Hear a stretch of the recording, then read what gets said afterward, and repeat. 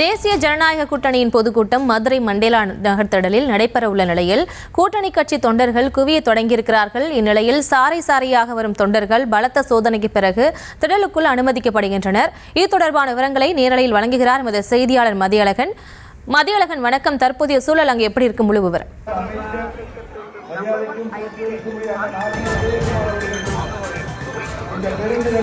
தேசிய ஜனநாயக கூட்டணி கட்சி தலைவர்கள் பங்கேற்கக்கூடிய இந்த பொதுக்கூட்டம் 4:30 மணியளவில் தொடங்க இருக்கிறது.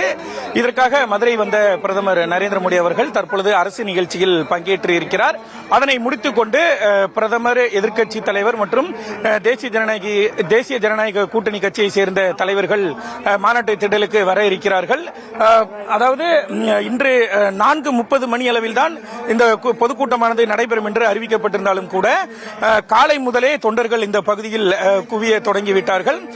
1 மணி அளவில் இருந்து தொண்டர்கள் அனைவரும் திடலுக்குள் அனுமதிக்கப்பட்டு வருகின்றனர்.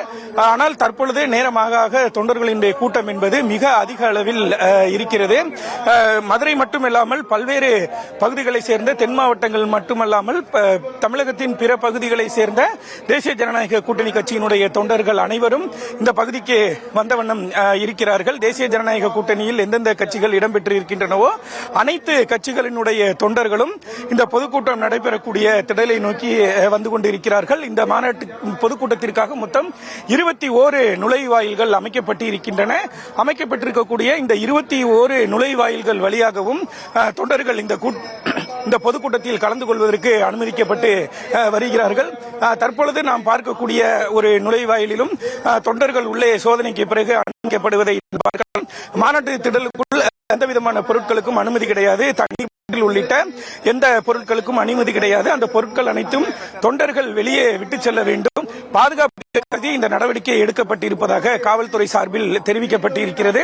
மேலும் எந்தெந்த பொருட்களுக்கு தடை விதிக்கப்பட்டு இருக்கின்றன, எதையெல்லாம் எடுத்துச் செல்லக்கூடாது என்ற பலகைகளும் நுழைவாயிலேயே வைக்கப்பட்டு அந்த பொருட்கள் எதையுமே தொண்டர்கள் எடுத்து செல்வதற்கு அனுமதி கிடையாது. யாராக இருந்தாலும் முழுமையான சோதனைக்கு பிறகுதான் உள்ளே அனுமதிக்கப்படுகிறார்கள்.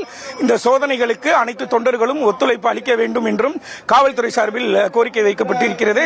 கிட்டத்தட்ட இந்த மாநாட்டு திடல் நிரம்பும் அளவிற்கு இந்த பகுதியில் ஏற்கனவே தொண்டர்கள் குவிய தொடங்கி இருக்கிறார்கள். மாநாட்டு பொதுக்கூட்ட திடலுக்குள்ளாகவும் தொண்டர்கள் உள்ளே அமர்ந்திருக்கக்கூடிய நிலையில் பொதுக்கூட்டம் நடைபெறக்கூடிய பகுதிக்கு வெளியேயும் ஆயிரக்கணக்கான தொண்டர்கள் இன்னும் காத்திருக்கிறார்கள். இன்னும் சிறிது நேரத்தில் இவர்களும் உள்ளே செல்ல இருக்கிறார்கள். 4:30 மணி பிரதமர் அவர்கள் இந்த பகுதிக்கு வருவார் என்று எதிர்பார்க்கப்படுகிறது. அதனைத் தொடர்ந்து கூட்டணி கட்சி தலைவர்களினுடைய மேடை பேச்சு இருக்கும். அதனைத் தொடர்ந்து பிரதமர் மோடி அவர்களும் சுமார் 40 நிமிடங்கள் வரை பேசுவார் என்று எதிர்பார்க்கப்படுகிறது.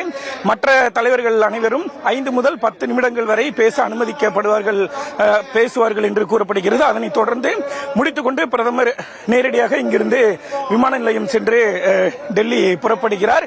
விரிவான பாதுகாப்பு ஏற்பாடுகள் செய்யப்பட்டு கூட்டணியில் மேடையில் கூட்டணி கட்சி தலைவர்கள் அமரக்கூடிய வகையில் ஏற்பாடுகள் செய்யப்பட்டிருக்கின்றன. கூட்டணி கட்சிகளை சேர்ந்த மற்ற தலைவர்கள் அனைவரும் மேலைக்கு கீழ்ப்புறம் அமர்வதற்கான ஏற்பாடுகளும் செய்யப்பட்டிருக்கின்றன. அதே போல வரக்கூடிய தொண்டர்கள் அனைவரும் அமர்வதற்கு இருக்கை வசதிகளும் ஏற்பாடு செய்யப்பட்டிருக்கின்றன. ஒருவேளை இந்த பொதுக்கூட்டம் முடிவதற்கு தாமதம் எதுவுமானால் இங்கு மின் விளக்குகளும் தயார் நிலையில் வைக்கப்பட்டிருக்கின்றன.